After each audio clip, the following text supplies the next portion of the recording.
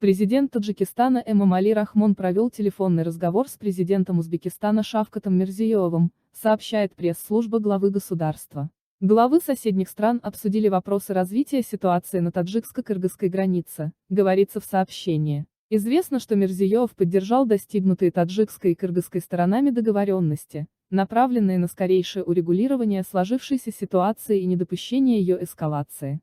Собеседники подчеркнули важность решения всех имеющихся вопросов исключительно путем переговоров и консультаций в духе отношений дружбы, добрососедства и партнерства. Кроме того, лидеры Таджикистана и Узбекистана рассмотрели ход подготовки к предстоящему визиту Мирзиёева в Душанбе. Во время беседы отмечены плодотворные результаты рабочей встречи премьер-министров двух государств, которая прошла недели ранее в Худжанде. В заключение стороны отметили важность совместного определения новых точек роста полномасштабного сотрудничества на долгосрочную перспективу.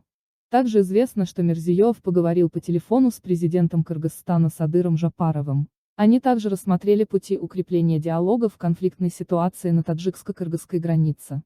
Напомним, что ситуация на границе Таджикистана и Кыргызстана усугубилась из-за участка водораспределительного пункта Головной, находящегося в верховьях реки Исфара.